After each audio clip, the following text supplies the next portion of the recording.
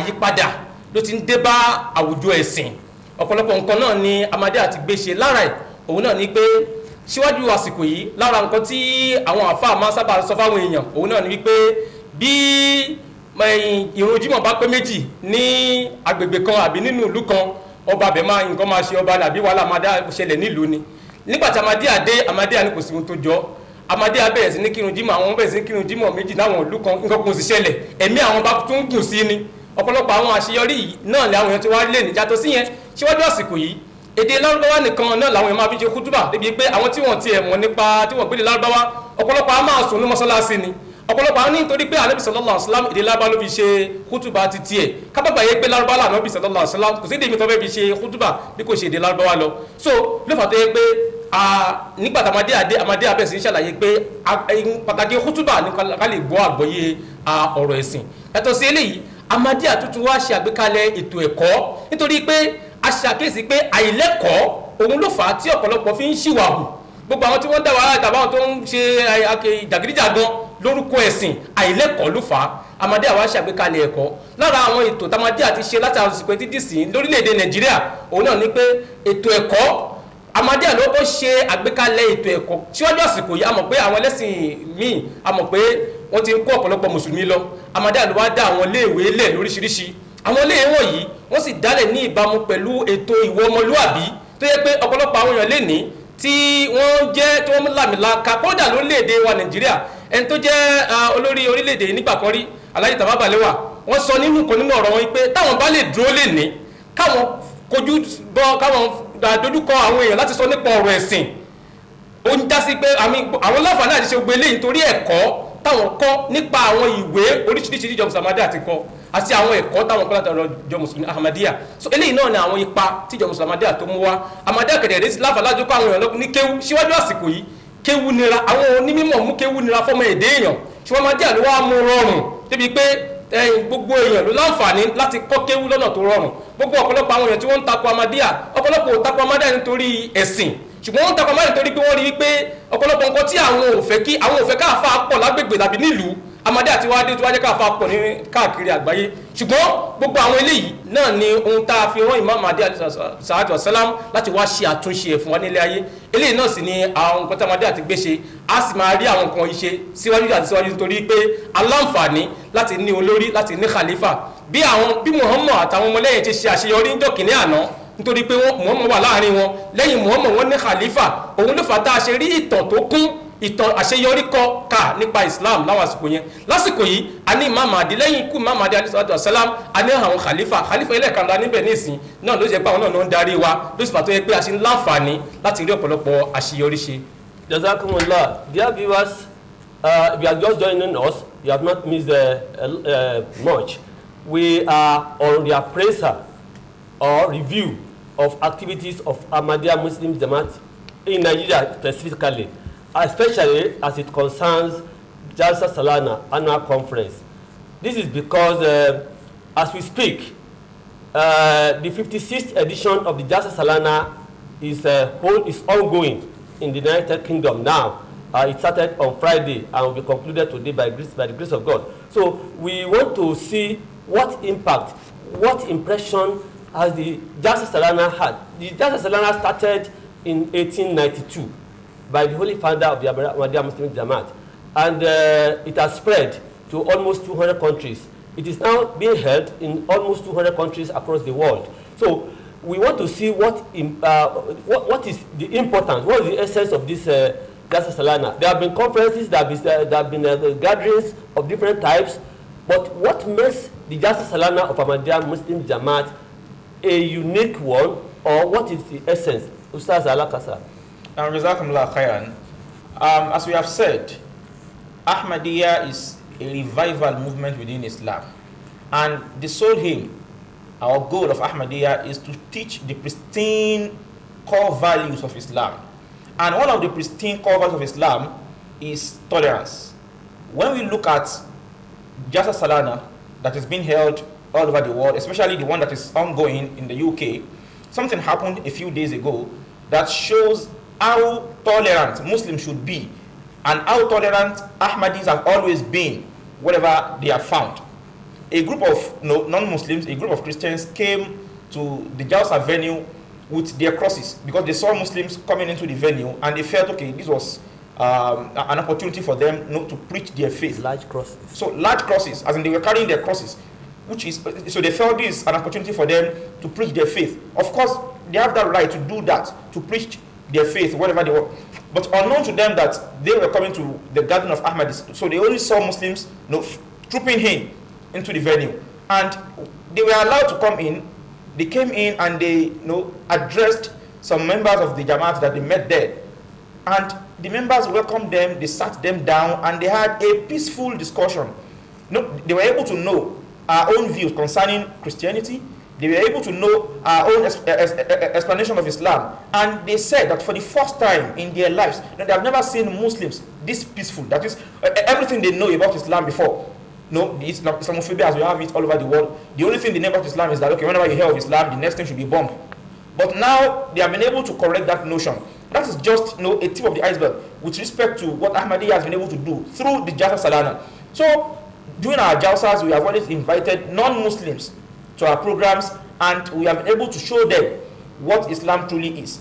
So in our Jalsa Salana programs, we teach people, we teach members of the Jamaat, the Muslims, the core values of Islam, so that when they go back to their respective places, they will be good ambassadors of Islam wherever they are. And that is why, for those of us who followed the program yesterday, we will see that some guests who were unable to even come, they sent their goodwill messages.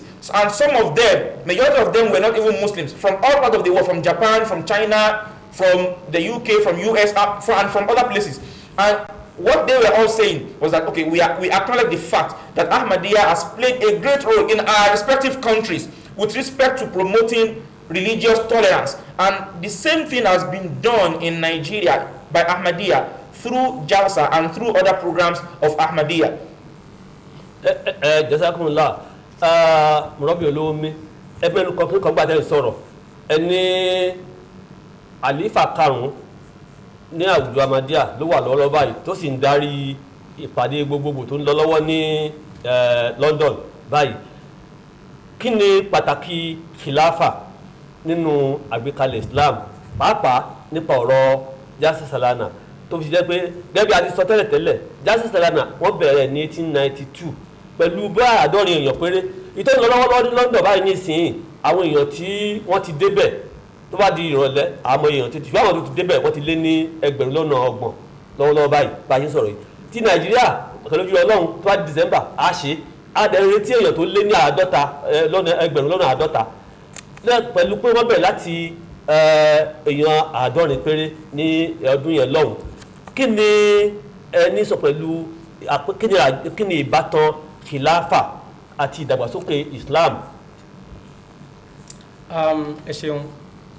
Gbogbo ẹnikẹ́ni tí ó bá kẹ́kọ̀ọ́ nípa ìtàn Islam á mọ̀ wípé kò sí àṣeyọrí kankan tí mùsùlùmí lè dá ṣe lábẹ́ sánmọ̀ yìí àyàfi pẹ̀lú olórí kan ṣo. Gbogbo wa la mọ̀ wípé Ànábì Muhammad sallallahu alaihi wasallam ṣe àṣeyọrí nígbà tí wọ́n wà ń bẹ̀, àwọn ni wọ́n ń darí àwùjọ mùsùlùmí. Lẹ́yìn ikú wọn a ní àwọn khulafa rashidin, àwọn khalifa tí wọ́n tẹ̀lé wọn, ọ̀pọ̀lọpọ̀ àṣeyọrí náà ló sì wáyé. Ṣùgbọ́n ní kété tí khalifa ẹlẹ́ẹ̀kẹrin ti papòdà náà ni ọ̀pọ̀lọpọ̀ àdánwò ti dé bá àwùjọ mùsùlùmí. Títí di ìgbà yẹn Ànábì sallallahu alaihi wasallam sì mọ̀ wípé ó máa ṣẹlẹ̀ bẹ́ẹ̀ ni wọ́n ṣe sọ àsọtẹ́lẹ̀ ìwásáyé al-Imamu al-Mahdi. Nígbàtí máa máa dìde àwọn náà tẹ̀síwájú lórí iṣẹ́ kálọ́lá Muhammad sallallahu alaihi wasallam. Khalifa gẹ́gẹ́ bá yẹ sọ fún àlífà ẹlẹ́ẹ̀karùn-ún náà ló wà ń bẹ nísìn. Wọ́n sì ń tọ́ wa sọ́nà kì í ṣe ìjọ Ahmadiyya nìkan náà ń tọ́ sọ́nà, kódà gbogbo àgbáyé gbogbo àwọn tí wọ́n bá láǹfààní tó bá nífẹ̀ẹ́ láti gbọ́ òdodo náà ni wọ́n láǹfààní àti gbọ́ òdodo láti ẹnu khalifa. Gbogbo ẹnikẹ́ni tó bá nífẹ̀ẹ́ sí àlàáfíà tó nífẹ̀ẹ́ sí ìwà ọmọlúwàbí náà ló láǹfààní láti gbọ́ láti ẹnu khalifa wa. Ètò ìpàdé àwọn pàtà ń ṣe yìí gẹ́gẹ́ bẹ́ẹ̀ sọ fún ó ti bẹ̀ láti ọdún 1892 àwọn ọgọ́rùn-ún ló bẹ̀rẹ̀ lẹ́ni ọ̀pọ̀lọpọ̀ ẹgbẹ̀rún ni wọ́n ń kójọ láwọn ìlú káàkiri fún kàtà tẹ̀sí tó ṣe ń kà lọ́wọ́ nìsín ẹgbẹ̀rún lọ́nà ọgbọ̀n náà ni a ti gbọ́ wípé wọ́n sì wà létò yẹn. Ṣùgbọ́n tí ó bá parí ètò àmọ̀pọ̀ máa jù bẹ́ẹ̀ lọ lórílẹ̀-èdè wa ní Nàìjíríà nígbà yẹn náà àwa náà ń ka irú ẹgbẹ̀rún lọ́nà ọgbọ̀n nígbà míì tó túmọ̀ sí pé ètò Ọlọ́run ọba ni àgbékalẹ̀ Ọlọ́run ọba ni. A láti mọ̀ wípé nínú Islam èèyàn ò kì í parọ́ mọ́ Ọlọ́run ọba kó ṣàṣeyọrí.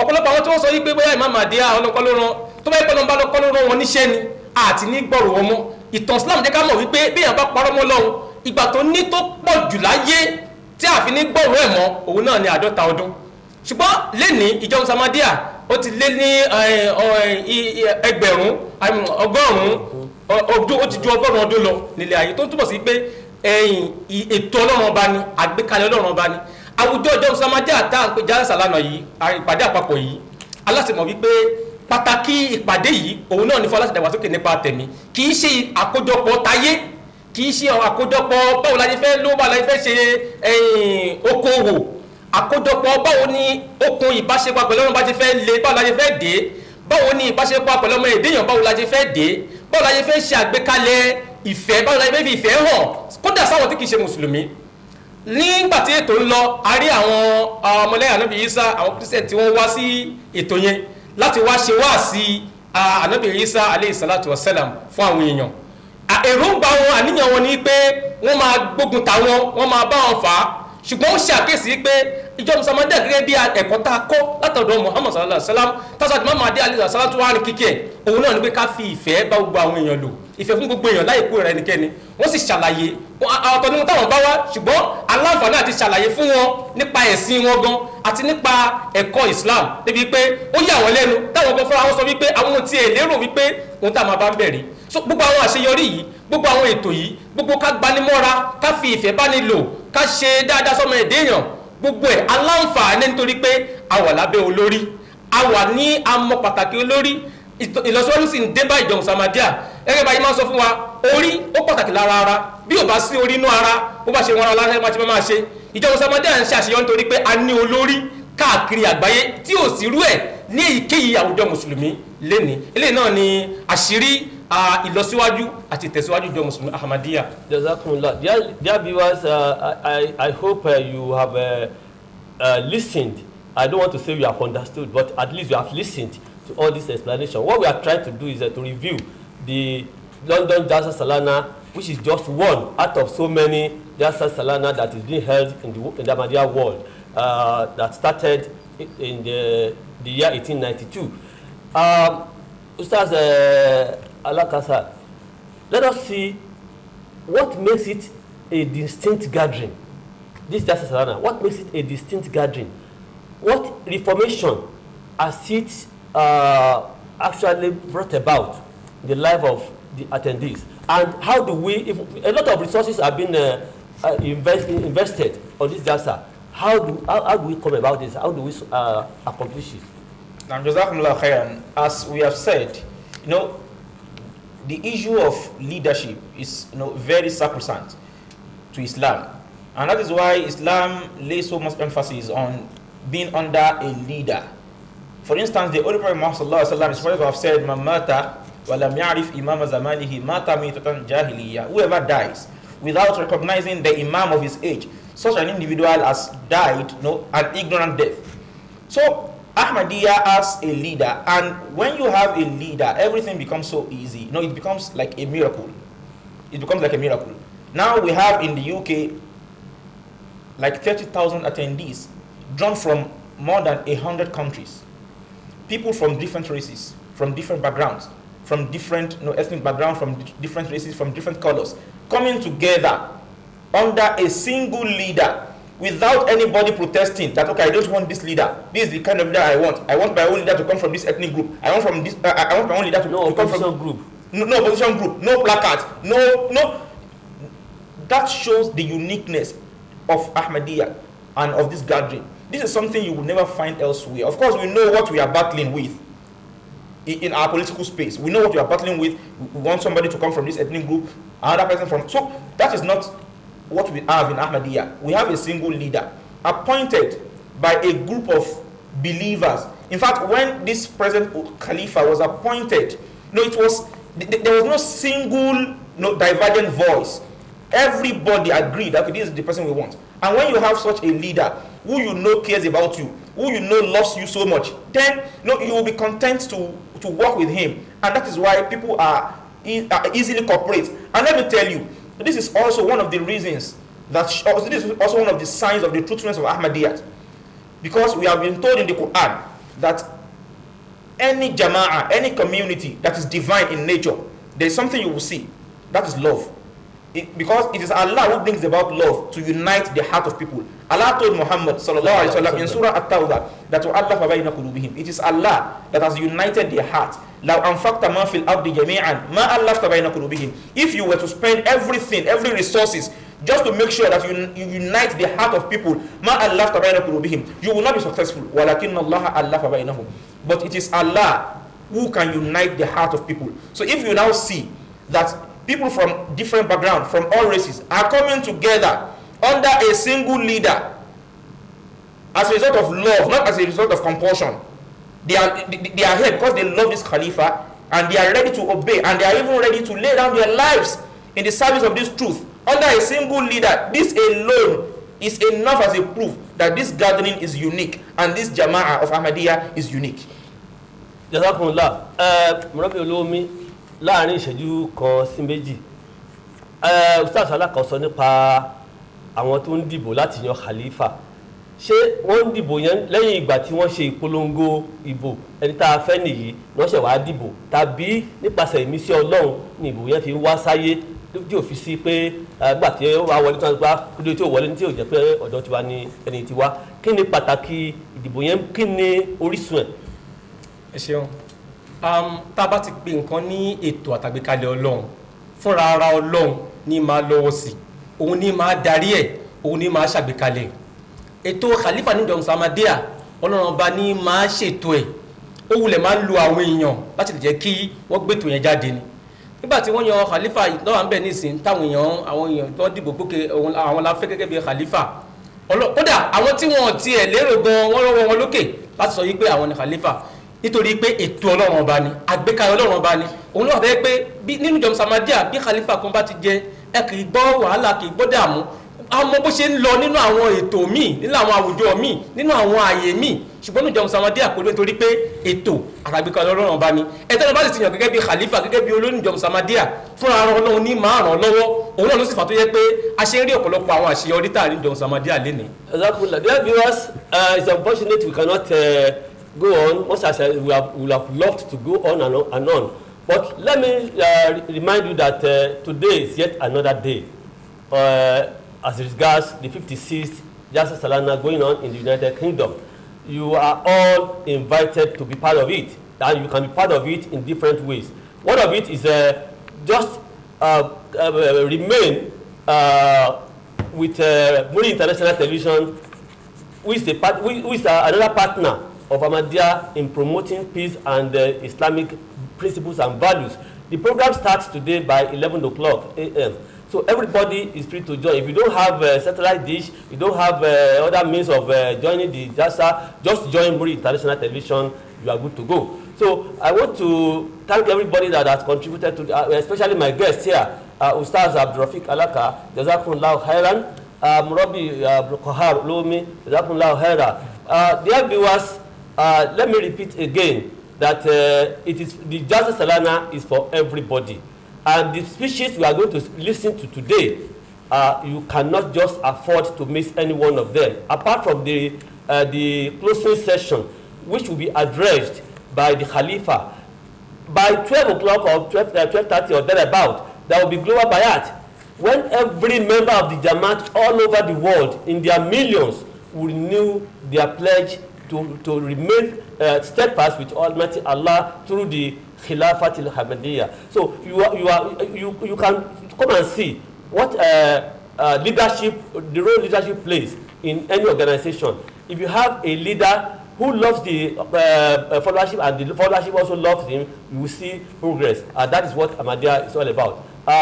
Next time we'll be back again. Just stay tuned with Muri International Television. I'm yours, your friend, your brother, Tawheed Shoboyede. May Allah the Almighty continue to bless us abundantly and accept all our efforts as act of ibadah, and reward us immeasurably for them. ربنا لا تزغ قلوبنا بعد إذ هديتنا وهب لنا من لدنك رحمة إنك أنت الوهاب. ربنا يا ربنا تقبل منا إنك أنت السميع العليم. والسلام عليكم ورحمة الله وبركاته.